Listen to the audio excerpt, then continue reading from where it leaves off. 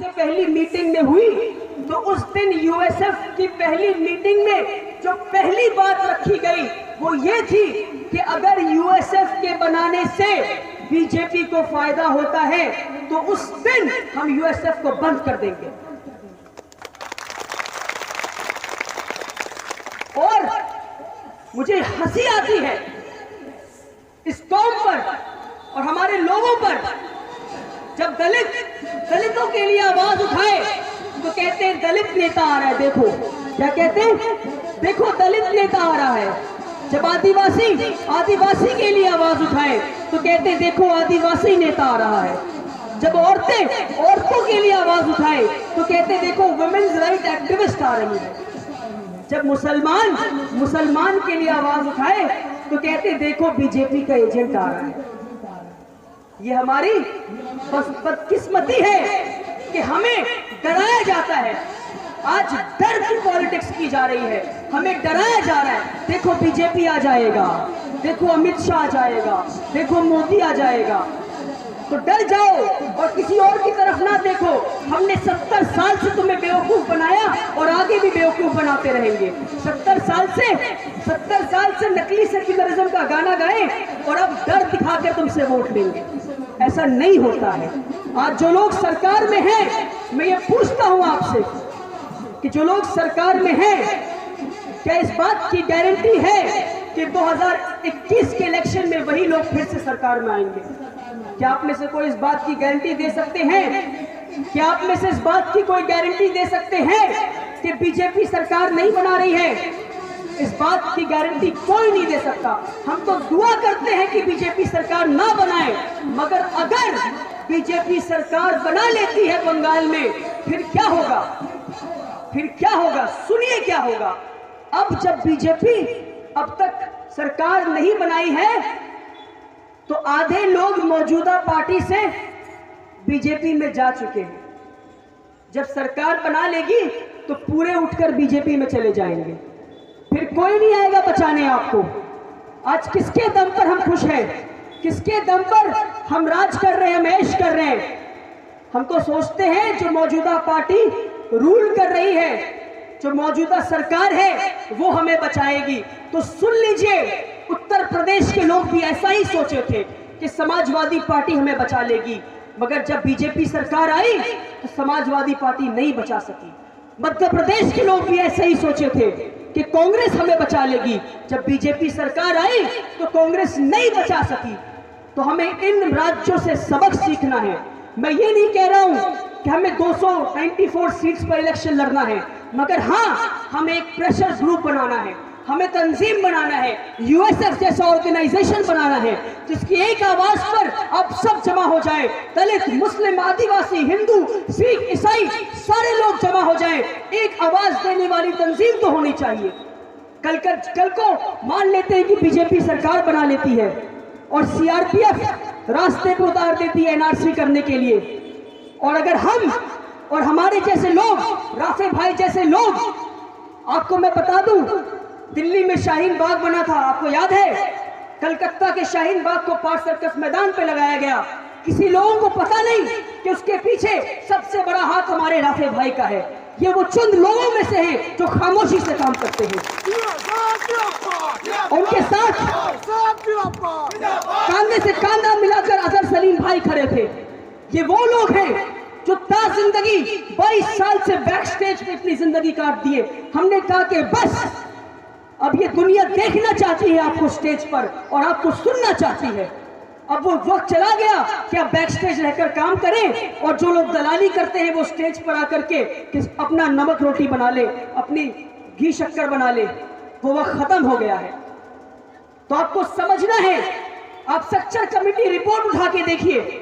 आपने सुना है सक्चर कमेटी रिपोर्ट 10 साल पुराना रिपोर्ट है ये।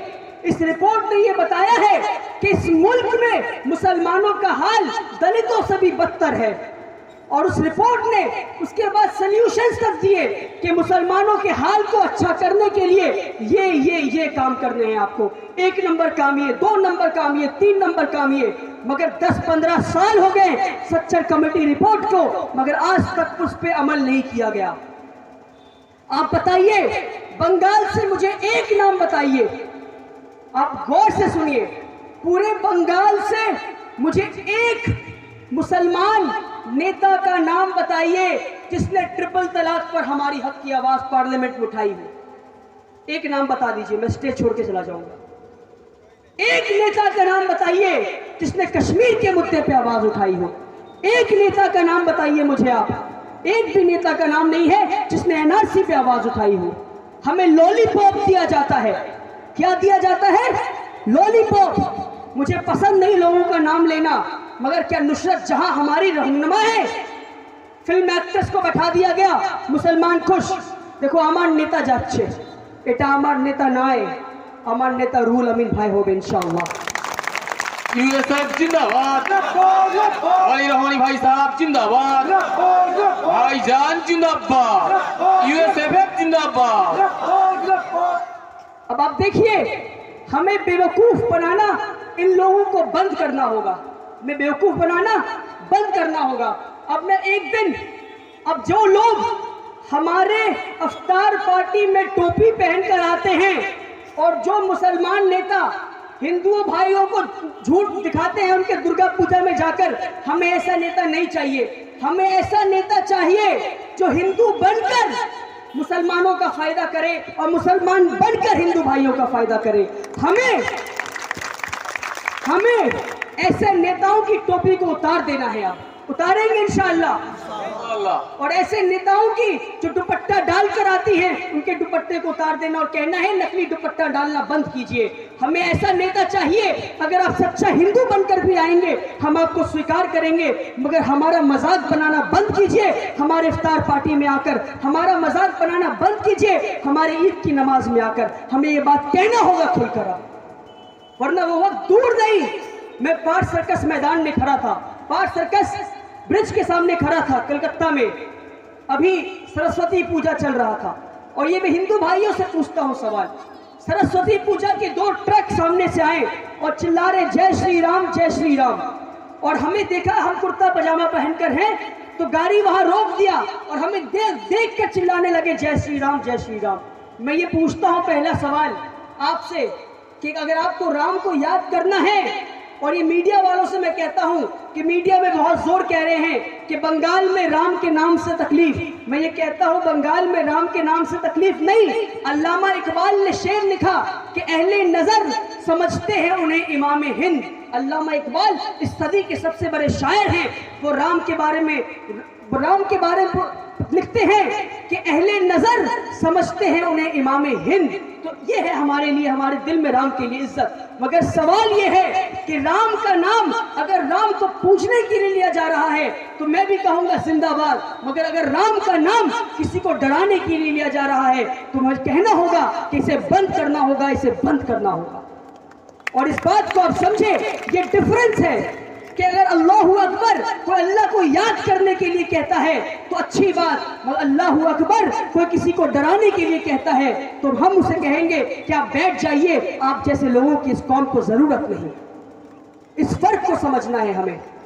और आज यूएसएफ का गठन किया गया है, उम्मीद करते हैं, और बहुत दुख की बात है कि इतने कम लोग आए हैं। आज वक्त आ गया है कि हमें बंगाल की पॉलिटिक्स को चेंज करना है, ना सिर्फ बंगाल बल्कि पूरे देश की पॉलिटिक्स को चेंज करना है। इतने कम लोगों से काम नहीं होगा। उम्मीद करते हैं कि हमारी अगली आवाज में जहां तक हमारी निगाहें जाएंगी वहां तक लोगों का समुंदर लग जाएगा इंशाअल्लाह। बहुत बहुत शुक्रिया। उम्मीद करते हैं कि आप यूएसएफ के इस प्रोग्राम के साथ जुड़ेंगे और हमारी तरक्की के लिए, इस देश की तरक्की के लिए दुआ करेंगे। बहुत बहुत शुक्रिया। यूएसएफ जिंदाबाद, यूएसएफ जिंदाबाद, वाली रहमानी भाई साहब जिंदाबाद।